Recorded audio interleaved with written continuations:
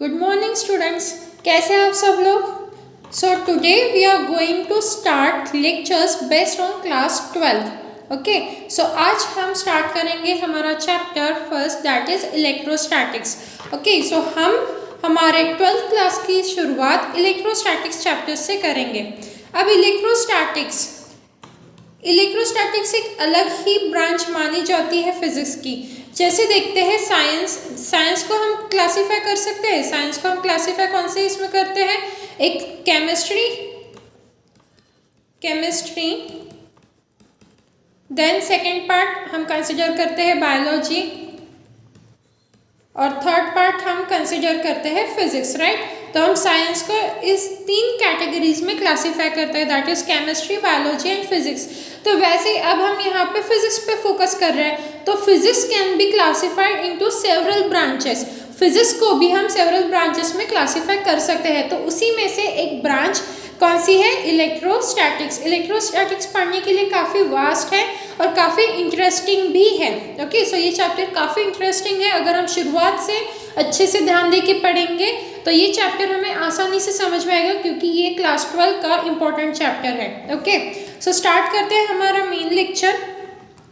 अब देखो, हम बचपन में करते थे, 2 पत्थर एक दूसरे पे पटकते हैं, कोई भी, अच्छा ओके, सिंपल सा एग्जांपल, जब बहुत ज़्यादा ठंडी रहती है तब हम क्या करते हैं, हमारे हाथ इस तरीके से रब करते हैं। अगर हमें बहुत ज़्यादा ठंडी फील हो रही है तो हम क्या करेंगे, हमारे हाथों को रब करते हैं। तो क्या होता है, हमें थोड़ा सा गर्मी फील होने लगती है। सो यही एक एग्जाम्पल हमारा रियल लाइफ एग्जाम्पल है जो हम बचपन से करते आ रहे हैं। ऐसे ही अलग अलग जो रियल लाइफ में हम यूज़ करते हैं या रियल लाइफ में हम वो चीज़ें करते हैं, उसी पर से फिजिक्स डेवलप हुआ है। तो जैसे कि मैंने एक एग्जाम्पल दिया ये वाला, वैसे और भी एग्जाम्पल्स हैं।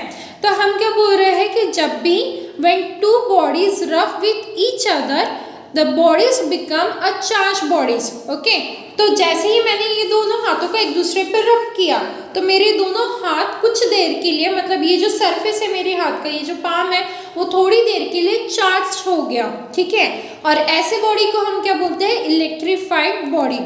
हम क्या बोल रहे हैं, when we rub two bodies with each other,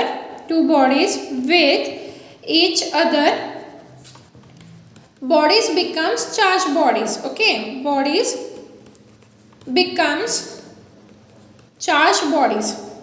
और ऐसे चार्ज बॉडीज को हम क्या बोलेंगे, इलेक्ट्रीफाइड बॉडीज। ऐसे चार्ज बॉडीज का नाम क्या होता है, इलेक्ट्रीफाइड बॉडीज। ओके, अब देखो ये जो फ्रिक्शन अभी हुआ, देखो फ्रिक्शन कैसे हुआ, मैंने ये सरफेस को इस सरफेस पे, ये जो दोनों हाथों की जो सरफेसेस है एक दूसरे पे रब किए, तो दोनों सरफेसेस के बीच में क्या हुआ, फ्रिक्शन हुआ, जिसे हम घर्षण भी कहते हैं, राइट। तो ये जो फ्रिक्शन होता है when we rub two bodies, and because of that rubbing whatever the friction is generated, due to this friction electricity is generated. So in simple terms हम क्या बोल सकते हैं, electricity generates or produced due to a friction is known as static electricity. ऐसे electricity को हम क्या बोलते हैं, स्टैटिक इलेक्ट्रिसिटी, जो फ्रिक्शन की वजह से क्रिएट होती है, इस इलेक्ट्रिसिटी को हम क्या बोलेंगे, static electricity. So electricity produced by friction is known as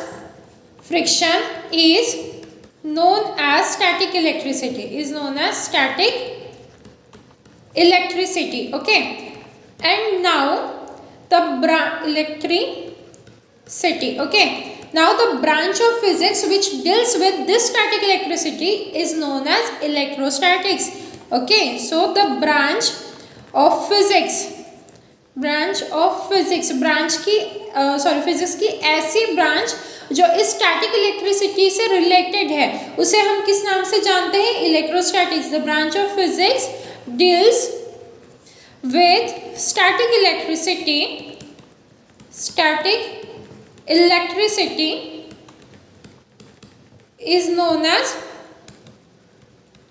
is known as electrostatics. Okay, statics। तो ये तो हुई हमारा introductory part. Okay, so I hope आपको अभी इलेक्ट्रोस्टैटिक्स का मीनिंग समझ में आ गया है। क्या बताया, जब भी दो सरफेसेस रब होते हैं फ्रिक्शन होता है, ये फ्रिक्शन की वजह से इलेक्ट्रिसिटी क्रिएट होती है जिसे हम स्टैटिक इलेक्ट्रिसिटी कहते हैं। और जो फिजिक्स की ब्रांच है जो इस स्टैटिक इलेक्ट्रिसिटी से रिलेटेड रहती है, इसके साथ डील करती है या इसी पे बेस्ड है, हम उसे क्या बोलते हैं, इलेक्ट्रोस्टैटिक्स। ओके, तो अब देखो यहाँ पे हमने चार्ज बॉडीज बोला है, मतलब चार्जेस बोले, हमने चार्जेस की बात की है।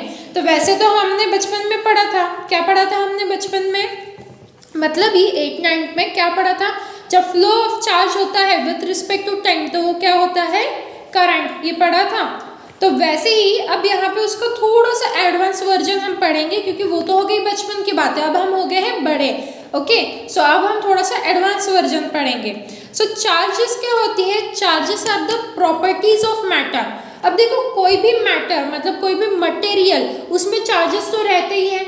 हाँ यस, किसी में ज़्यादा रहते हैं, किसी में कम रहते हैं। चार्जेस रहते हैं मतलब क्या रहते हैं, इलेक्ट्रॉन्स, राइट। चार्जेस क्या शो करते हैं, एफिशिएंसी और you can say excess of electrons और द डेफिशिएंसी। मतलब देखो कोई भी अगर मटेरियल लेते हैं हम, तो उसमें डिपेंड करता है कि चार्जेस, इलेक्ट्रॉन्स ज़्यादा अमाउंट में प्रेजेंट है या इलेक्ट्रॉन्स कम अमाउंट में प्रेजेंट है, बट इलेक्ट्रॉन्स प्रेजेंट होते ही है, राइट। तो चार्जेस तो वहाँ पे रहते ही हैं। तो charges is the property of the material, okay, which causes it, जो क्या करती है, देखो ये जब इलेक्ट्रॉन्स प्रेजेंट रहते हैं मटेरियल में, इसीलिए चार्ज फ्लो होते हैं, क्योंकि flow of electrons is known as charge and the flow of charge with respect to time is known as current.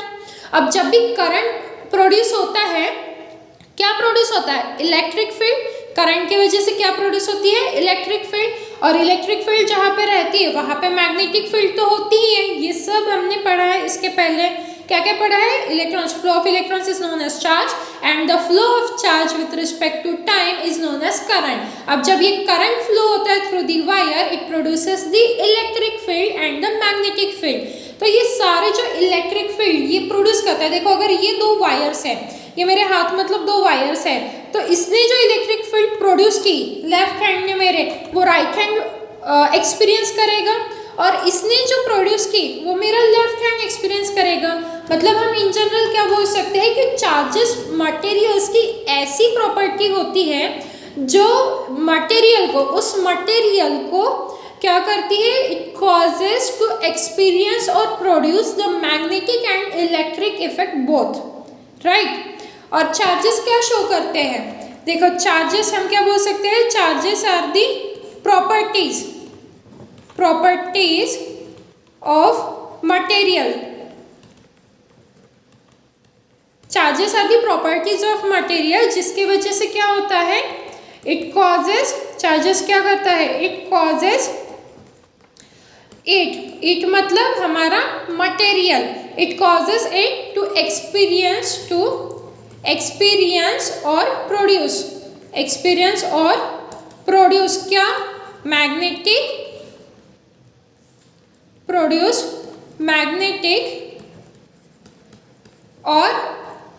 और कहने से अच्छा हम एंड बोलेंगे, क्योंकि इलेक्ट्रिक फील्ड जहाँ पे होती है वहाँ पे मैग्नेटिक फील्ड होती है, and electric effects. Okay, electric effects मतलब चार्जेस क्या शो करते हैं, या चार्जेस किसकी वजह से होते हैं, ड्यू टू, किसकी वजह से रहेंगे, इलेक्ट्रॉन्स की वजह से। तो अगर एक्सेस इलेक्ट्रॉन्स है, एक तो ज़्यादा इलेक्ट्रॉन्स रह सकते हैं, या फिर क्या रहेगा, डेफिशिएंसी, कम इलेक्ट्रॉन रहेंगे, है ना। अगर ज़्यादा इलेक्ट्रॉन्स रहेंगे तो क्या रहेगा, बॉडी जो रहेगी वो नेगेटिवली चार्ज कहलाएगी, और अगर कम इलेक्ट्रॉन्स है तो बॉडी क्या कहलाएगी, पॉजिटिवली चार्ज। हम आगे देखेंगे, ड्यू टू एक्सेस और deficiency of electrons. Okay, so charges किसके वजह से रहते हैं बॉडी में, ड्यू टू एक्सेस, कभी इलेक्ट्रॉन्स ज़्यादा रहते हैं कभी कम रहते हैं, तो इन इलेक्ट्रॉन्स की वजह से बॉडी में चार्जेस रहते हैं। ओके, अब देखते हैं हम types of charges. Types of charges में कौन कौन से आ जाएंगे, टाइप्स ऑफ चार्जेस अगर हम बात करें तो एक पॉजिटिव चार्ज आ जाएगा। दुनिया में सिर्फ दो ही टाइप के चार्जेस होते हैं, एक होता है हमारा पॉजिटिव चार्ज, दूसरा होता है हमारा नेगेटिव चार्ज। अब देखो पॉजिटिव चार्ज किसे बोलेंगे, जिसमें इलेक्ट्रॉन्स क्या है हमारे कम है, कंपेयर टू प्रोटॉन्स, मतलब जिसमें प्रोटॉन्स ज़्यादा है और इलेक्ट्रॉन्स कम है। देखो क्यों ऐसा, क्योंकि इलेक्ट्रॉन नेगेटिव होते हैं और प्रोटॉन्स क्या रहते हैं, पॉजिटिव रहते हैं। तो अगर इसकी वैल्यू ज़्यादा है, जैसे मैं यहाँ पे बोलूँ -3 + 5, तो क्या रहेगा, +2 ही आंसर आएगा ना, मतलब आंसर क्या है, पॉजिटिव आया। वही अगर नेगेटिव चार्जेस बोलूँ तो इलेक्ट्रॉन्स क्या रहेंगे, यहाँ पे इलेक्ट्रॉन्स ओके, साइन थोड़ा सा चेंज कर दो, यहाँ पे साइन यहाँ पे ऐसा आएगा less than, electrons are less than proton, और यहाँ पे electrons are greater than proton, right. So it's silly mistake, sorry for that, avoid that. Positive charges ऐसे चार्जेस जिसमें इलेक्ट्रॉन्स कम रहते हैं, ठीक है, यहाँ पे इलेक्ट्रॉन्स कम रहते हैं और प्रोटॉन्स ज़्यादा रहते हैं। और वही नेगेटिव चार्ज जिसमें इलेक्ट्रॉन्स ज़्यादा रहेंगे आपके एंड प्रोटॉन्स क्या रहेंगे, कम रहेंगे, राइट। जैसे देखो यहाँ पे अगर -5 ले और यहाँ पे +3 ले, अगर मेरे पास -5 इलेक्ट्रॉन्स है, माइनस क्यों, क्योंकि नेगेटिविटी रिप्रेजेंट करने के लिए हमने नेगेटिव साइन यूज़ किया, और अगर मेरे पास 3 प्रोटॉन्स है तो आंसर क्या आएगा यहाँ पे -2, मतलब आंसर क्या आया, नेगेटिव आया। इसीलिए ऐसी बॉडीज को हम क्या बोलते हैं, नेगेटिव चार्ज बॉडी, और जहाँ पे प्रोटॉन्स ज़्यादा रहे वहाँ पे हम क्या बोलेंगे, पॉजिटिव चार्ज बॉडी। तो दुनिया में 2 ही टाइप के चार्जेस होते हैं, एक पॉजिटिव चार्ज, दूसरा नेगेटिव चार्ज। अब बात करते हैं SI यूनिट ऑफ चार्जेस। ये तो हमें बचपन से पता है, बचपन मतलब 8, 9, 10 हमने SI यूनिट ऑफ चार्जेस पढ़ा है, क्या होता है, कूलम होता है। यस, ये सबने पढ़ा है, कूलम होता है। चार्ज को Q से रिप्रेजेंट किया जाता है, कूलम को C से रिप्रेजेंट किया जाता है। तो इसी के साथ साथ हमने चार्जेस के लिए एक फॉर्मूला भी पढ़ा था करंट के टर्म्स में, that is current is equals to Q/T, right, that means charge by time. तो अगर मैं चार्ज के टर्म्स में लिखना चाहूँ इसे, तो क्या आ जाएगा मेरा, is equals to I multiplied by T आ जाएगा, that means current multiplied by time. तो करंट का यूनिट क्या होता है, एम्पियर, और टाइम का यूनिट क्या रहता है, सेकेंड्स, राइट। तो अगर मैं इसके SI यूनिट को कूलम के बदले एम्पियर सेकेंड लिखूँ तो भी चलेगा, राइट। तो ये किसके इक्वल आ जाएगा, कूलम के इक्वल आ जाएगा, क्योंकि चार्ज का एक्चुअल SI यूनिट क्या है, कूलम है, बट हमें फॉर्मूला पता है that I is equals to Q/T। तो अगर हम Q के टर्म्स में लिखे तो वो क्या हो जाएगा, I मल्टीप्लाइड बाय T। तो I का यूनिट होता है एम्पियर और T का दैट इज टाइम का यूनिट होता है सेकेंड्स। तो इसका एक और SI यूनिट क्या आ जाएगा आपका, एम्पियर सेकेंड, जिसको हम इन शॉर्ट कूलम बोलते हैं, ठीक है। तो अगर हम बात करें डायमेंशंस की, अब ये क्यों निकाला हमने मैम, जब हमें कूलम पता है तो हम एम्पियर सेकेंड क्यों याद रखें, तो ये इसीलिए क्योंकि हमें डायमेंशंस निकालने हैं। डायमेंशंस हमेशा यूनिट पे से निकाला जाता है, तो इसका डायमेंशन क्या आएगा चार्ज का, देखो एम्पियर है, एम्पियर को डायरेक्ट हम A से डिनोट करते हैं, या कोई कोई बुक में I से भी डिनोट किया जाता है, तो हम यहाँ पे A यूज़ कर रहे हैं। आप अगर I यूज़ करते हो देन वो भी करेक्ट है, ओके। तो ये एम्पियर का A और सेकेंड है तो उसके लिए T, तो इसके डायमेंशंस क्या हो जाएंगे, AT, ओके। तो ये हो गई चार्जेस की बात। अब बात करते हैं चार्जेस में क्या क्या खासियत होती है। ये तो उसके मतलब जो बेसिक प्रॉपर्टीज, जो बेसिक चीज़ें हैं वो बात की हमने। अब बात करते हैं स्पेसिफिक प्रॉपर्टीज़ की, मतलब चार्जेस में क्या क्या खासियत होती है। Specific properties of charges. Specific properties of charges में क्या क्या आ जाएगा, सबसे पहले ये याद रखो कि चार्जेस, अगर सबसे पहले बात करें तो charges is a scalar quantity.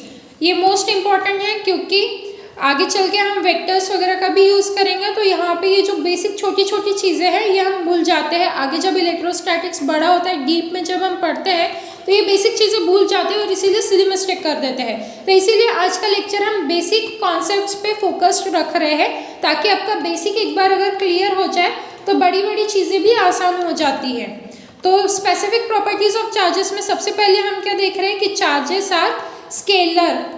अभी स्केलर वेक्टर में तो किसी को कंफ्यूजन नहीं होगा आई गेस इस लेवल पे। स्केलर क्या होता है, जिसका सिर्फ मैग्नीट्यूड होता है, और वेक्टर जिसको मैग्नीट्यूड और डायरेक्शन दोनों होती है। तो ये हुआ स्केलर एंड वेक्टर। तो हमारे चार्जेस क्या है, स्केलर क्वांटिटी है, मतलब उसे हम उसका सिर्फ मैग्नीट्यूड कंसिडर करते हैं, हमें डायरेक्शन से लेना देना नहीं रहता, क्योंकि चार्जेस पर डायरेक्शन होती ही नहीं है, because charges are the scalar quantity.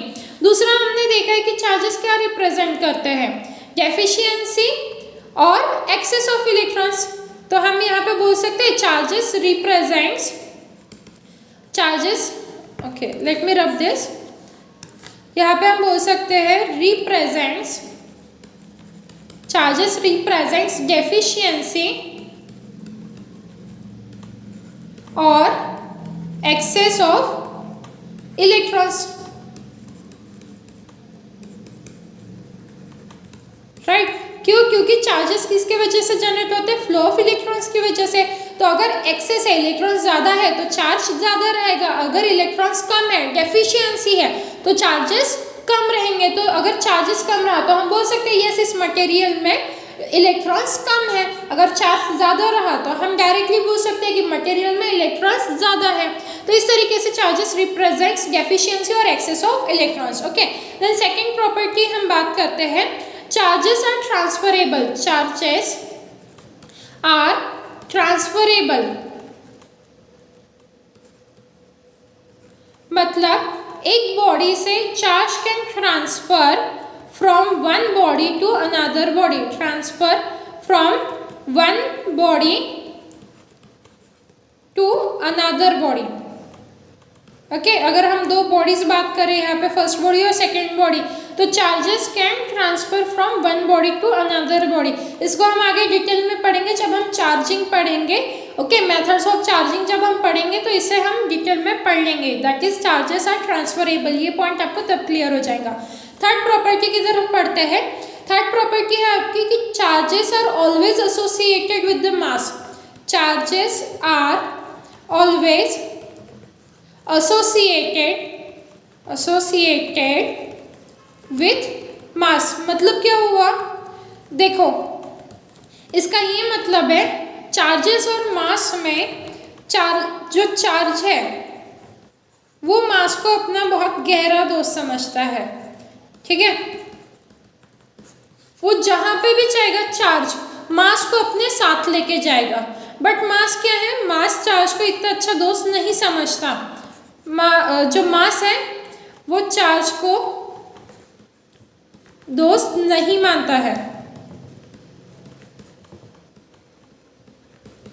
तो इस वजह से क्या होगा कि चार्ज जहां पे भी ट्रांसफर होगा वो क्या करेगा? मास को साथ में लेके जाएगा। बट मास अगर कहीं पे है तो जरूरी नहीं है कि वहां पे चार्जेस है। जैसे अगर चार्ज कोई पार्टी करने जा रहा है तो मास को भी साथ में लेके जाएंगे, चल दोस्त पार्टी करते हैं। बट वही अगर मास जा रहा है कोई पार्टी में तो ज़रूरी नहीं है कि चार्ज को अपने साथ लेके जाए। अब इन सब का मीनिंग क्या हो गया? Charges cannot exist, can't exist without mass. मतलब चार्ज मास के बिना नहीं रह सकता। वही mass can exist, mass can exist without charge, mass can exist without charge. Okay, that means अगर चार्जेस ट्रांसफर हो रहे from one body to another body तो इसी का क्या मतलब है कि मास भी ट्रांसफर हो रहा है, राइट। तो जब भी हम बोलेंगे charges are transferring from one body to another body तो समझ लो कि क्या हो रहा है? मास भी एक बॉडी से दूसरी बॉडी में ट्रांसफर हो रहा है। बट वही अगर कोई बॉडी है उसको अगर मास है, बॉडी को मास तो रह गई बट ज़रूरी नहीं है कि उसमें चार्जेस रहे ही करके, क्योंकि mass can exist without charges. Okay, so ये हो गई हमारी थर्ड प्रॉपर्टी। फोर्थ प्रॉपर्टी की बात करते हैं, quantization of charges. Fourth property क्या है हमारी? Quantization of charges. अब क्वांटाइजेशन ऑफ चार्जेस क्या होता है? तो देखो, टोटल चार्जेस ऑफ सिस्टम, ये काफ़ी इंपॉर्टेंट प्रॉपर्टी है चार्जेस की, तो इसको हम प्रॉपरली लिख लेते हैं। The total charge of a body, ऐसे लिखो, total charge of body can be calculated by the integral multiple of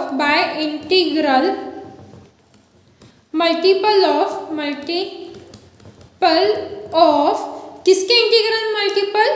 charge on one electron, charge on one electron. मतलब क्या बोला है हमने, देखो अगर हम क्वांटाइजेशन को Q से डिनोट करें, ये क्या है क्वांटाइजेशन हमारा, ठीक है, क्वांटाइजेशन को मैं Q से डिनोट कर रही हूँ, तो ये क्या हो जाएगा integral multiple, that is let suppose n, ये क्या है हमारा इंटीग्रल मल्टीपल IM, ओके। तो integral multiple of charge on one electron मतलब E, तो Q is equals two plus minus NE रहता है, ये होता है क्वांटाइजेशन, ये रिप्रेजेंट क्या कर रहा है क्वांटाइजेशन, मतलब क्या हो गया देखो where n is equals to 1 2 3 and so on, और वही इलेक्ट्रॉन्स क्या होता है charge on one electron that is 1.6 multiplied by 10 to the power minus 19 coulomb. सही लिखा है मैंने? नो इट इज रॉन्ग, क्योंकि ये इलेक्ट्रॉन है ना, तो आपको यहाँ पे नेगेटिव साइन देना पड़ेगा, क्योंकि प्रोटॉन के लिए 1.6 multiplied by 10 to the power minus 19 coulomb use करते हैं, और इलेक्ट्रॉन के लिए हमें वहाँ पे माइनस साइन लगाना पड़ता है, ये शो करने के लिए कि यहाँ पे हम इलेक्ट्रॉन की बात कर रहे हैं, okay, because charge on electron and proton, अगर हम मैग्नीट्यूड की बात करें तो सेम होता है, that is 1.6 multiplied by 10 to the power minus 19 coulomb. तो ये हुआ हमारा क्वांटाइजेशन ऑफ चार्जेस। अब इसी पे एक हम एग्जांपल देख लेते हैं ताकि प्रॉपर्टी को और अच्छे से डीप में समझ सके हम। तो quantization of charges, this is a polythene piece is rubbed with wool having negative charge of 3 multiplied by 10 to the power minus 7 coulomb. Then calculate the number of electrons transfer of electrons, कुछ भी लिखो, then calculate the number of electrons transferred from wool to polythene, okay. So ये देखो एक example है based on quantization of charges. यहाँ पे क्या बोला गया है कि हमने एक पॉलीथीन का पीस लिया और हमने एक वुल लिया, ये दोनों को साथ में रब किया हमने, तो टोटल हमें क्या मिला चार्ज, जो नेगेटिव चार्ज इस क्या है 3 multiplied by 10 to the power minus 7 coulomb. तो हमसे पूछा गया है कि कितने इलेक्ट्रॉन्स ट्रांसफर हुए वुल से पॉलीथीन पीस पे, so that total negative charge क्या मिला हमें 3 multiplied by 10 to the power minus 7। तो हमें यहाँ पे नंबर ऑफ इलेक्ट्रॉन्स निकालना, दैट मीन्स हमें Q की वैल्यू दी है that is 3 multiplied by 10 to the power minus 7 coulomb, okay. And electron तो हमें पता है। अच्छा ये देखो यहाँ पे एक इम्पॉर्टेंट पॉइंट यहाँ पे ध्यान दो, क्वेश्चन में हमें बोला गया है नेगेटिव चार्ज, दैट मीन्स आपको यहाँ पे माइनस साइन खुद से लगाना पड़ेगा, ये अगर माइनस साइन नहीं लगाओगे तो आंसर गलत हो जाएगा, okay. And calculate the electron, सब इलेक्ट्रॉन्स के लिए तो बताया ही है minus 1.6 multiplied by 10 to the power minus 19, okay coulomb. तो अब क्या निकालना है हमें, n की वैल्यू पता करनी है, तो हमें क्वांटाइजेशन का फॉर्मूला पता है that is Q is equals to NE, तो अगर n निकालना है तो वो क्या हो जाएगा Q बाय E, तो n इज इक्वल्स टू क्या हो जाएगा हमारा, नेक्स्ट स्लाइड ले लेते हैं, n इज इक्वल्स टू क्या हो जाएगा -3 multiplied by 10 to the power minus 7 divided by minus 1.6 multiplied by 10 to the power minus 19, right. तो ये माइनस साइन कट हो गया, बच्चा का ये माइनस 19 ऊपर जाएगा, कैसे आएगा यहाँ पे 3 multiplied by 10 to the power minus 7, यहाँ पे 10 टू द पावर 19 और यहाँ पे आ जाएगा 1.6। तो इसका आंसर अगर आप कैलकुलेट करोगे तो क्या आएगा 1.8 मल्टीप्लाइड बाय ये 19 माइनस 7, तो इसका आंसर क्या आएगा 9 and 3 12 10 to the power 12, right. So ये हो गया हमारा आंसर। यहाँ पे क्या है आपका answer 1.8 multiplied by 10 to the power 12। Yes हमने चेक किया आंसर, इट इज करेक्ट। तो number of electrons transferred from wool to polythene, it is wool to polythene, कितना आया हमें, कितना मिला हमें polythene 1.8 multiplied by 10 to the power 12। अब देखो यहाँ पे यूनिट नहीं लिखा मैंने, राइट, तो गलती कर दी? नो। ये n क्या है? इंटीग्रल मल्टीपल है, नंबर है ना, तो नंबर का यूनिट कैसे लिख सकते हैं? तो इसका आंसर 1.8 मल्टीप्लाइड बाई 10⁻12 ही आएगा। ओके, अब बात करते हैं, ये तो हुआ हमारा क्वांटाइजेशन पे, क्वांटाइजेशन ऑफ चार्जेस, क्योंकि इंपॉर्टेंट प्रॉपर्टी है। तो आगे बढ़ते हैं, फिफ्थ प्रॉपर्टी देखते हैं। क्वांटाइजेशन ऑफ चार्जेस की बात आता है, charge is a conserve, that is fifth property, charges are conserve, charges are conserve. तो देखो ये तो सिंपल है, चार्जेस आर कंजर्व। अब ये तो सबने सुना होगा, energy neither be created nor be destroyed, ये सबने सुना है, राइट। तो वैसे ही charges neither be created nor be destroyed, क्योंकि एनर्जी किससे जनरेट होती है? करंट से। हम बोलते हैं ना इलेक्ट्रिकल एनर्जी कंजम्पशन हुआ, इलेक्ट्रिसिटी का बिल आता है, तो इलेक्ट्रिकल एनर्जी कंजम्पशन ही हो रहा है ना, मैं इलेक्ट्रिकल एनर्जी यूज कर रही हूँ, इलेक्ट्रिक एनर्जी मैं यूज कर रही हूँ, राइट। और मेरी इलेक्ट्रिसिटी कैसे प्रोड्यूस हो रही है, या इलेक्ट्रिकल एनर्जी किसके ऊपर बेस्ड है? करंट के ऊपर। करंट किसके ऊपर बेस्ड है? चार्जेस के ऊपर। देखो अगर मुझे ये स्टेटमेंट पता है, energy neither be created, energy neither be created nor be destroyed, right, ये स्टेटमेंट मुझे पता है।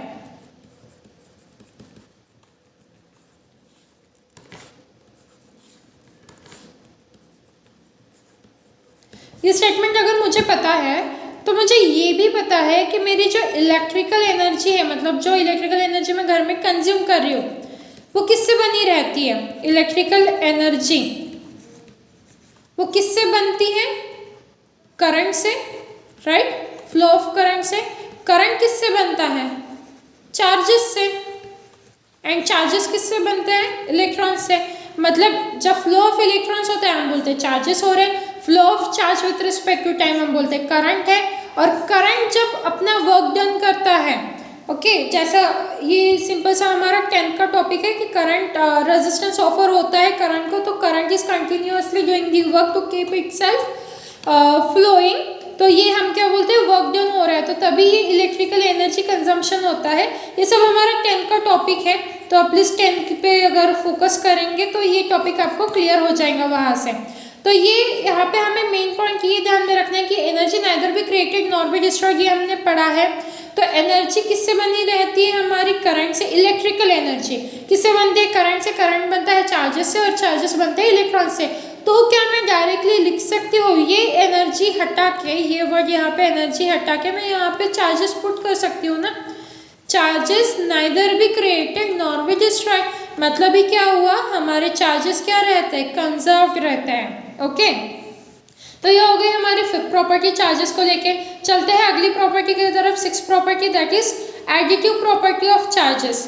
Additive property of charge, property of charge मतलब क्या है?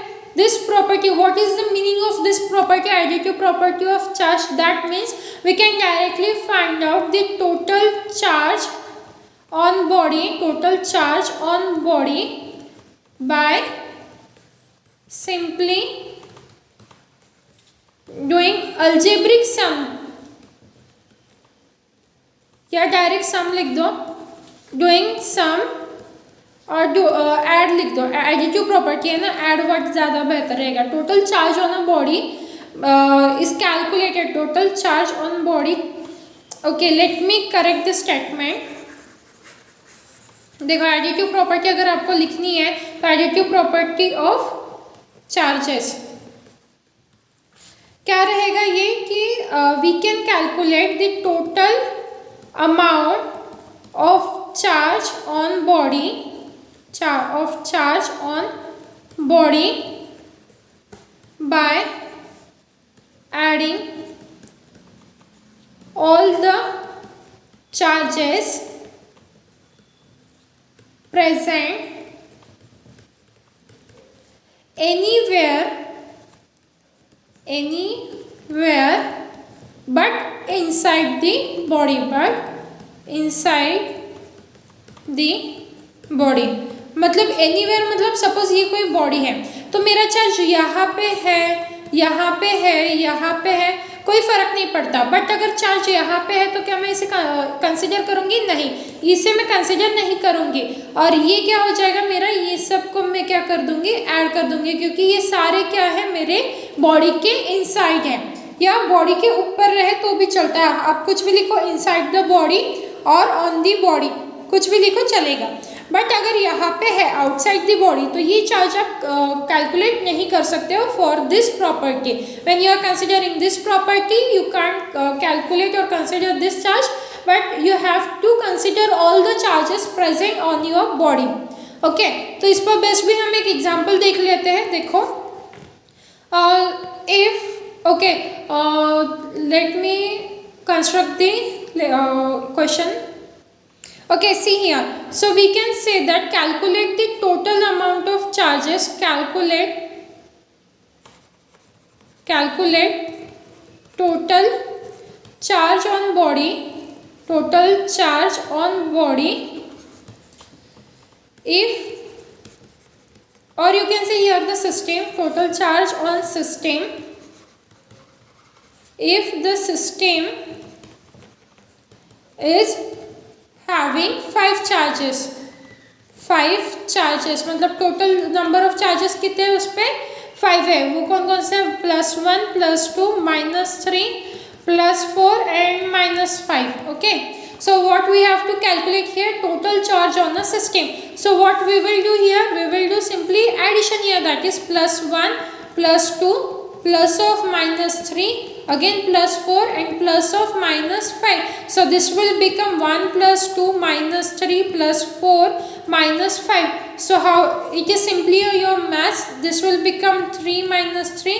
This will be -1, right? So the final answer will be -1. So what is the total number of charge? And here you must write the coulomb, that is C, because we are calculating here the total charge. So you have to consider the unit also, right. अगर आपने यहाँ पे unit नहीं लिखा तो marks cut होते हैं, अगर सब्जेक्टिव पेपर सॉल्व कर रहे हैं तो। अदरवाइज ऑब्जेक्टिव पेपर में तो ये सब इतना नहीं करना है हमें। तो calculate total charge on a system, तो कितना चार्ज है हमारे सिस्टम पे? -1 कूलम। ओके, सो इस तरीके से आपको सिंपली ऐड कर देने हैं सारे चार्जेस। तो ये हो गई हमारी additive property of the charge. Then इसके बाद आता है charges are invariant, 6 property I guess. So charges are invariant. Charges are invariant.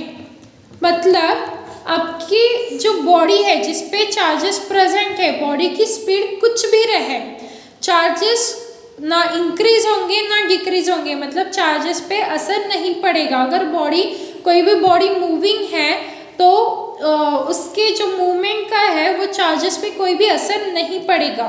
Okay, so this is the charges are invariant. But देखो यहाँ पे 3 पॉइंट्स आपको ध्यान में रखने हैं। देखो, अगर बॉडी की वेलोसिटी 0 है, मतलब अगर बॉडी रेस्ट पे है, तो क्या होगा? चार्जेस की वजह से क्या होगा? आपकी इलेक्ट्रिक फील्ड जनरेट होगी। ओके,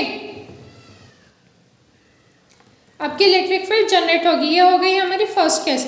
अब सेकेंड केस क्या हो सकती है? वेलोसिटी मतलब बॉडी मूव कर रही है कांस्टेंट स्पीड से, तो इस टाइम पे क्या होगा? आपकी electric field and magnetic field दोनों जनरेट होंगी। ओके, एंड थर्ड केस क्या होगा कि बॉडी जो है मूव कर रही है but not with the constant speed. तो इस केस में क्या होगा कि इलेक्ट्रिक फील्ड भी बनेगी, मैग्नेटिक फील्ड भी बनेगी, साथ ही साथ some amount of energy will radiate, some amount of energy will be radiated. ये आप आगे जब रेडिएशन पढ़ोगे, इसका अलग से चैप्टर्स है रेडिएशन के ऊपर बेस्ट, तब आपको काम आएगा। ठीक है, तो ये हो गई हमारे 6 प्रॉपर्टी। देखो मैं एक और बार फिर से रिपीट कर देती हूँ। बॉडी में अगर मूवमेंट है, body, it doesn't matter, charges are conserved, और you can say when the body is in moving position charges पे असर नहीं होता है। बट वही हमने 3 इंपॉर्टेंट पॉइंट पढ़ लिए हैं कि अगर वेलोसिटी 0 है, मतलब रेस्ट पे, तो सिर्फ इलेक्ट्रिक फील्ड जनरेट होगी। अगर कांस्टेंट है तो इलेक्ट्रिक फील्ड बस मैग्नेटिक फील्ड भी कंसिडरेबल रहेगी। अगर कांस्टेंट नहीं है तो इलेक्ट्रिक फील्ड भी रहेगी, मैग्नेटिक फील्ड भी रहेगी, and some amount of energy will also radiate. अब देखो ये भी बोला जाता है कि जहाँ पे इलेक्ट्रिक फील्ड रहती है वहाँ पे मैग्नेटिक फील्ड भी रहती है, तो यस यहाँ पे भी मैग्नेटिक फील्ड रहेगी फर्स्ट केस में, बट बहुत ही कम, नेग्लिजिबल रहती है, ठीक है। तो इसीलिए कुछ जगह पे हमें मैग्नेटिक फील्ड या एक्सपीरियंस होती है और कुछ जगह पे नहीं होती है। तो आप बोलोगे अगर आप बोल रहे हो कि इलेक्ट्रिक फील्ड है तो मैग्नेटिक फील्ड होती ही है, तो फिर ए पार्ट में ऐसा क्यों नहीं है? वहाँ पे भी हो सकती है बट नेग्लिजिबल रहती है। इसीलिए इन जनरल हम क्या कंसिडर कर रहे हैं कि सिर्फ इलेक्ट्रिक फील्ड वहाँ पे प्रोड्यूस हो रही है। तो ये होगी प्रॉपर्टीज ऑफ चार्जेस। अब इसके बाद देखते हैं एक हमारा अगेन बचपन का टॉपिक, दैट इज 8, 9, 10 का topic, conductors and insulators. Conductors and insulators. अब देखो कंडक्टर्स और इंसुलेटर्स में तो आप बचपन से ही पढ़ते आ रहे हो, जो बेसिक डिफरेंसेस है आपको कंडक्टर्स और इंसुलेटर्स पता भी होंगे, बट यहाँ पे आपको एक और चीज़ ध्यान में रखनी है। कंडक्टर्स किसे कहेंगे हम? सपोज ये आपका एटम है, ओके, तो एटम में शेल्स होते हैं, हमने पढ़े हैं। तो आउटर मोस्ट, अगर हम कंडक्टर की बात करें, ठीक है, अगर हम कंडक्टर की बात करें और ये हमारे कंडक्टर का आउटर मोस्ट शेल है, आउटर मोस्ट शेल में इलेक्ट्रॉन्स रहते हैं कुछ, राइट। तो ये इलेक्ट्रॉन्स क्या होने चाहिए? बहुत वीकली बॉन्डेड होने चाहिए विथ इट्स एटम, और ये क्या रहने चाहिए? ऑलमोस्ट फ्री टू मूव होने चाहिए। क्या होना चाहिए? इनके बीच में वीक बॉन्ड होना चाहिए, weak bond between the nucleus and outer most electrons, outer weak bond between the nucleus and outermost electrons, okay। और सेकेंड क्या होना चाहिए? almost free to move in body। क्या होना चाहिए? वो ऑलमोस्ट फ्री होने चाहिए, क्योंकि अगर इलेक्ट्रॉन्स फ्री रहेंगे तभी तो करंट फ्लो होगा, और अगर करंट फ्लो होगा तो हम क्या बोलेंगे? Body is a conductor, body is conducting, so हम उसे क्या बोल देते हैं? Conducting body. सो ये हो जाता है कंडक्टर्स। और वही इंसुलेटर्स के लिए क्या हो जाएगा? अगर हम इंसुलेटर्स के लिए बोलेंगे तो इंसुलेटर्स के लिए हमारा पॉइंट क्या आ जाएगा यहाँ पे? फर्स्ट पॉइंट ये हो गया इंसुलेटर्स। तो इंसुलेटर्स के लिए पॉइंट हम लिख सकते हैं strong bond between nucleus and outer most electrons, right. And second point क्या रहेंगे? यहाँ पे क्या लिखा है? Almost free to move in the body, right. So no movement, कुछ भी हो जाए यहाँ पे मूवमेंट नहीं होनी चाहिए। मूव होने चाहिए क्या? वो नहीं, वो फ्री होने चाहिए क्या? नहीं। तो तब हम उसे क्या बोलेंगे? इंसुलेटर्स। देखो इलेक्ट्रॉन्स प्रेजेंट दोनों में है, ऐसा नहीं है कि इलेक्ट्रॉन्स प्रेजेंट है, इलेक्ट्रॉन्स प्रेजेंट है, बट इसमें क्या है? आउटर मोस्ट वाले वीकली बॉन्डेड है, इस वजह से वो ऑलमोस्ट रेडी रहते हैं फ्री होने के लिए। वो मतलब देखते ही रहते रहा, जैसे हम देखते हैं ना घर में मम्मी पापा कब बाहर जाएंगे, कब बाहर जाएंगे। जैसे ही मम्मी पापा आउटिंग के लिए चले गए, बाहर चले गए, हम एकदम खुश पार्टी वार्टी कर लेते हैं घर पे। तो वैसे ही ये इलेक्ट्रॉन्स भी रेडी टू फ्री रहते हैं, मतलब फ्री होने के लिए बैठे ही रहते हैं, रेडी तैयार रहते हैं कि कब मम्मी पापा बाहर जाएंगे। दैट मीन्स कि कब कोई एक्सटर्नल फोर्स इन पे आएगा और ये इलेक्ट्रॉन्स का जो अपने न्यूक्लियस के साथ बॉन्डिंग है वो ब्रेक हो जाएगा और ये फ्रीली मूव कर पाएंगे, ओके। और वही इंसुलेटर्स क्या रहते हैं? अब कुछ कुछ ऐसे रहते हैं बच्चे की मम्मी पापा बाहर भी जाते हैं तो भी घर में पढ़ाई करते हैं, है ना, पार्टी नहीं करते हैं, उनको पढ़ाई करनी रहती है। तो इंसुलेटर्स वाले इलेक्ट्रॉन्स क्या है कि नहीं, बॉन्ड स्ट्रॉन्ग रहता है और वो फ्री नहीं होते, not ready to move, okay. तो ये होता है कंडक्टर्स एंड इंसुलेटर्स। इसमें एक और कॉन्सेप्ट आप ध्यान में रखो, डाइलेक्ट्रिक, आपको आगे वर्ड आएगा बार बार, डाइलेक्ट्रिक। तो डाइलेक्ट्रिक कैसे कहते हैं? मटेरियल, ऐसा मटेरियल जिसमें वेरी फ्यू इलेक्ट्रॉन्स है, वेरी फ्यू इलेक्ट्रॉन्स, कैसे? Free, very few free electrons present है, ओके। मतलब कंडक्टर्स में बिल्कुल भी मतलब कंडक्टर्स में कंटिन्यूसली फ्री इलेक्ट्रॉन्स हमें मिलते हैं, इंसुलेटर्स में फ्री इलेक्ट्रॉन्स नहीं मिलते हैं। और डाइलेक्ट्रिक मतलब ऐसे मटेरियल जिसमें वेरी फ्यू फ्री इलेक्ट्रॉन्स है, ओके। तो ये हो गया हमारा कंडक्टर्स एंड इंसुलेटर्स। अब इसके बाद बात करते हैं हम मेथड्स ऑफ चार्जिंग हमारा सेकेंड इंपॉर्टेंट पॉइंट हो जाएगा यहाँ पे, मेथड्स ऑफ चार्जिंग। देखो अब इसमें जो हमने प्रॉपर्टीज पढ़ी ना वो सारी यूज होंगी। जैसे हमने पढ़ा ना charges are transferable, charges can transfer from one body to another body, हमने फ्रिक्शन भी पढ़ा। तो ये सारी प्रॉपर्टीज अब यहाँ पे फिर से रिकॉल होगी। देखो सबसे पहले मेथड्स ऑफ चार्जिंग, चार्जिंग हम किस किस तरीके से कर सकते हैं। तो पहला आता है फ्रिक्शन। देखो अभी हमने बोला कि मैं जब दो सरफेसेस को रब करती हूँ तो बॉडीज क्या हो जाती है, चार्ज हो जाती है, राइट। हमने ये बोला, और जैसे ये चार्ज हो जाती है उसे इलेक्ट्रीफाइड बॉडी बोलते हैं। ये सब चीज़ें हमने अभी देखी। तो यही क्या हो गया, फ्रिक्शन में आ गया। ये हो गया ना friction. When we rub two bodies, when we rub two bodies क्या होता है, चार्जेस क्या होंगे, ट्रांसफर होंगे from one body to another body. Charges क्या हो जाएंगे, ट्रांसफर होंगे, transfer from one body to another body, that is second body. अब मुझे बताओ कैसे ये ट्रांसफर होते हैं। फ्रिक्शन की वजह से चार्ज कैसे, मतलब मैं सिंपली रब कर रही हूँ और उस वजह से चार्जेस कैसे ट्रांसफर हो रहे हैं, ऐसा क्या हो रहा है जो चार्जेस ट्रांसफर हो रहे हैं। तो जब हम फ्रिक्शन करते हैं, फ्रिक्शन जब होता है, फ्रिक्शन क्या करता है, friction provides thermal energy. Friction की वजह से क्या होता है, थर्मल एनर्जी। ओके, इसको हम नेक्स्ट पेज पे लिख लेते हैं, काफ़ी लंबा फ्लो चार्ट आएगा ये। नेक्स्ट पेज लिख देते हैं, यहाँ पे लिखते हैं फ्रिक्शन। फ्रिक्शन जब हो रहा है तो फ्रिक्शन क्या प्रोड्यूस करता है, फ्रिक्शन प्रोड्यूसेस थर्मल एनर्जी। और ये थर्मल एनर्जी क्या करती है, आयोनाइजेशन एनर्जी प्रोवाइड करती है to the atom. Thermal energy provides ionisation energy, ionisation energy to outer most electrons, outer most electrons. और जैसे ही आउटर मोस्ट इलेक्ट्रॉन्स को एनर्जी मिल जाती है, ये क्या हो जाते हैं, फ्री इलेक्ट्रॉन्स हो जाते हैं। और फ्री इलेक्ट्रॉन्स हो गए तो क्या होंगे, ये एक बॉडी, अगर ये सपोज ए बॉडी है और ये बी बॉडी है, दोनों के बीच में रबिंग हो रही है, तो इलेक्ट्रॉन्स इधर चले जाएंगे, रेडी फॉल हो जाएंगे ये from one body to another body, fall from one body to another body, to another body.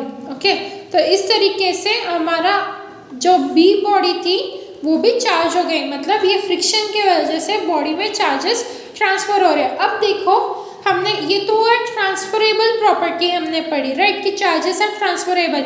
अब हमने एक और चीज़ पढ़ी थी कि charges can not exist without mass, but mass can exist without charges. तो इसी में आपको एक और प्रॉपर्टी ध्यान में रखनी है कि masses can change, mass can change after being charge. मतलब जब भी बॉडी चार्ज होगी तो क्या होगा, उसका मास भी चेंज होगा। यही हमने उस प्रॉपर्टी में पढ़ा था कि चार्ज होगा। देखो चार्जेस, चार्ज बॉडी मतलब क्या है, उसमें चार्जेस है, तो charges can not exist without mass, तो मतलब मास भी वहाँ पे रहेगा ही। और वही हमने क्या पढ़ा, मास can exist without mass also, मतलब चार्जेस मास के बिना नहीं रह सकते, वही मास चार्जेस के बिना रह लेता है। ये हमने प्रॉपर्टी में पढ़ा। अब हम उसी का यूज कर रहे हैं, उसी का एप्लीकेशन देख रहे हैं फ्रिक्शन में, दैट इज मेथड ऑफ चार्जिंग्स। अब उसमें हमने लिखा है मास can change after being charge, मतलब जब भी बॉडी चार्ज होती है मास चेंज होता है। तो देखो कैसे, देखो अब हमने बोला था ए बॉडी से बी बॉडी में इलेक्ट्रॉन्स चले गए, राइट। तो जब बी बॉडी, ये बॉडी क्या बन गई, अभी चार्ज बॉडी बन गई, चार्ज बॉडी बन गई। तो अब देखो इलेक्ट्रॉन्स इधर गए तो मास भी तो ट्रांसफर हुआ ना, हमने यही पढ़ा चार्जेस आर ट्रांसफरेबल, और चार्जेस मास के बिना नहीं रख सकते, मतलब मास भी तो ट्रांसफरेबल है, राइट। सो जब भी जो गेन होता है, जहाँ पे बॉडी चार्जेस जाते हैं, उसका मास क्या बढ़ेगा, इंक्रीज होगा। अगर हम नेगेटिव चार्ज दे रहे हैं तो उसका मास क्या होगा, इंक्रीज हो रहा, और इसका मास क्या हो जाएगा, decrease, mass will decrease, right. और ये क्या हो गई अभी, इसका मास क्या हो गया, इंक्रीज हो गया,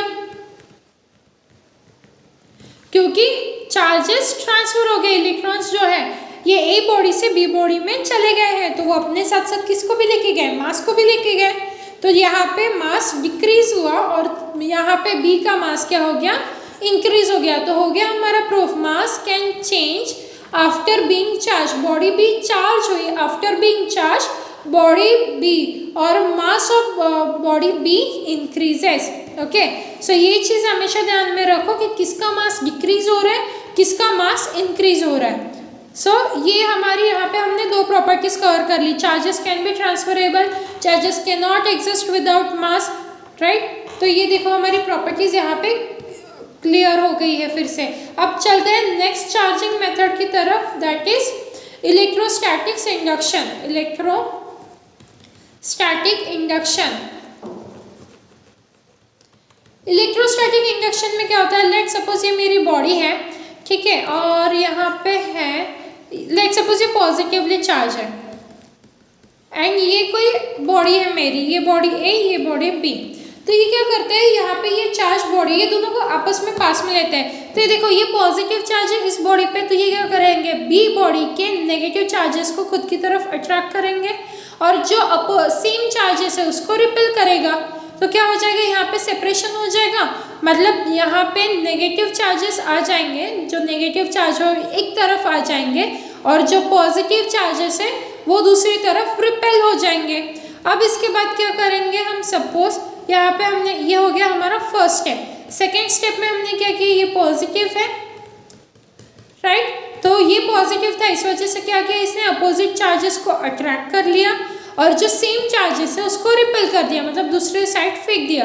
तो अगर हमने इसको अर्थिंग कर दिया, अर्थ में अटैच कर दिया, तो आपको पता होना चाहिए अर्थ क्या कहलाता है। Earth is called as ocean of electrons, मतलब अर्थ में बहुत सारे इलेक्ट्रॉन्स रहते हैं ऐसा माना जाता है। तो देखो अर्थ में इलेक्ट्रॉन्स है, मतलब ये यहाँ पे इलेक्ट्रॉन्स है, तो ये तो पॉजिटिव चार्ज को अट्रैक्ट करेंगे, राइट। तो ये पॉजिटिव चार्ज कहाँ चले जाएंगे, जमीन में चले जाएंगे, अपनी धरती माता में। तो बचा क्या हमारी थर्ड स्टेप, अगर देखें हम तो थर्ड स्टेप में क्या बचा, ये हमारा पॉजिटिव चार्जेस वाला जो था इंड्यूसिंग बॉडी और हमारी इंड्यूस्ड बॉडी अब क्या हो गई, नेगेटिवली चार्ज हो गई। ये देखो इसे क्या बोलेंगे, इंड्यूसिंग बॉडी, इंड्यूसिंग बॉडी। और ये जो इंड्यूस हो गई है, इंड्यूस्ड बॉडी। तो इस तरीके से ये इलेक्ट्रोस्टैटिक इंडक्शन हम कैरी ऑन कर सकते हैं। अब इसी में कुछ इंपॉर्टेंट पॉइंट हमें ध्यान में रखने चाहिए, जैसे देखो इंड्यूसिंग बॉडी, ये जो है, ये जो भी प्रोसेस हुई कि इस बी बॉडी के नेगेटिव चार्जेस एक साइड हो गए, पॉजिटिव चार्जेस एक साइड हो गए और उसके बाद हमने उसको अर्थ कर दिया, ग्राउंड कर दिया। तो जो भी पॉजिटिव चार्जेस थे वो ज़मीन में चले गए, because earth is called as the ocean of electrons. And उसके बाद हमारी जो बी बॉडी है वो सिर्फ नेगेटिवली चार्ज रहेगी, जिसे हम इंड्यूस्ड बॉडी भी कहते हैं। बट इन सब के दौरान क्या ए के चार्जेस में कोई डिफरेंस आया? ए के चार्जेस तो पहले जितने थे उतने ही अभी है, राइट। तो ए के चार्जेस में कोई भी चेंजेस नहीं है, ना उसके चार्जेस बढ़े ना उसके चार्जेस कम हुए। So during process, during induction we can say, not be precise, we can say during induction charges क्या हो गए, charges on inducing body, inducing charges on inducing body, क्या बोल सकते हैं हम यहाँ पे, during induction charges on inducing body neither decreases nor increases, neither decreases nor increases, right. तो ये एक पॉइंट हमें ध्यान में रखना चाहिए था। अब इसके बाद और एक पॉइंट हमें ध्यान में आना चाहिए कि देखो अब यहाँ पे पॉजिटिव चार्जेस थे, इसीलिए इसने बी बॉडी के क्या किया, नेगेटिव चार्जेस को अट्रैक्ट किया। लेट सपोज अगर यहाँ पे मैं दूसरी डायग्राम बनाती हूँ, यहाँ पे नेगेटिव चार्जेस है, ठीक है, इसके, तो ये क्या करेगा, बी बॉडी के पॉजिटिव चार्जेस को खुद की तरफ अट्रैक्ट करेगा। मतलब हमेशा इन दोनों का रिलेशन अपोजिट ही रहेगा। सो हम क्या बोल सकते हैं, charges on inducing body will always be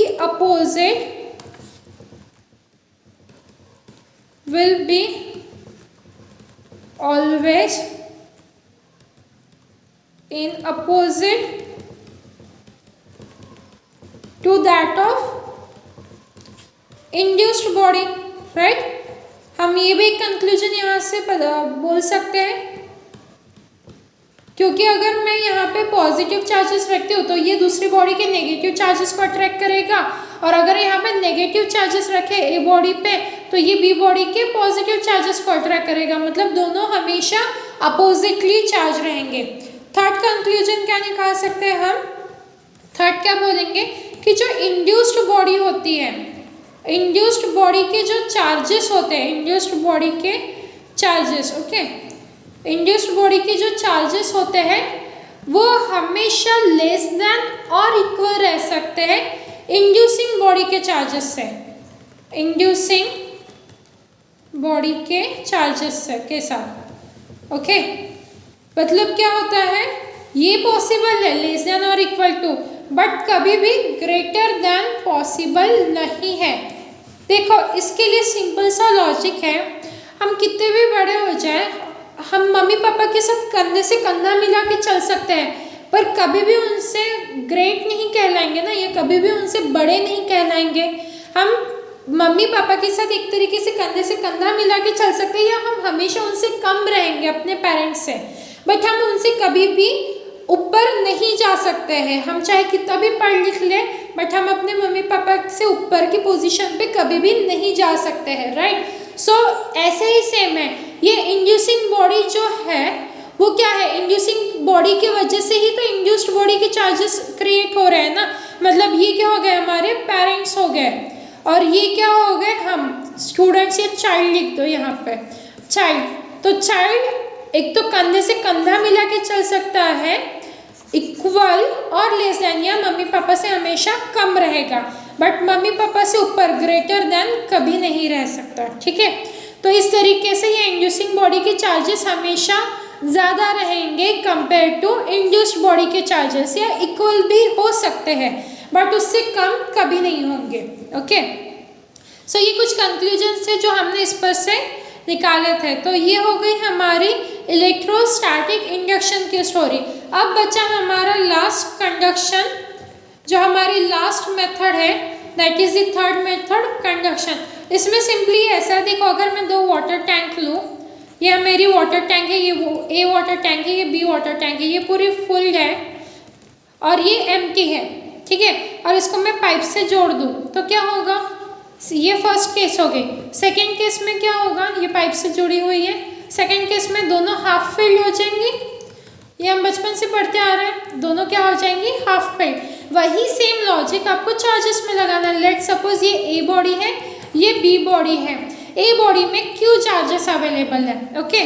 सो अब इसके बाद सेकेंड क्या होगा, इसको अगर हम जब कांटेक्ट में लाएंगे, ठीक है, तो क्या हो जाएगा, कंडक्शन की वजह से क्या हो जाएगा, यहाँ पे Q/2, और हमारी बी बॉडी में भी क्या रह जाएगा, Q/2, दैट इज ये इस तरीके से कांटेक्ट में जब लाएंगे तो ये हो गया हमारा कंडक्शन। देखो अगर मैं यहाँ पे कांटेक्ट में नहीं लाऊंगी तो मेरी ए जो वाटर टैंक है वो हमेशा फिल रहेंगी और बी वाली हमेशा एम्प्टी रहेंगी।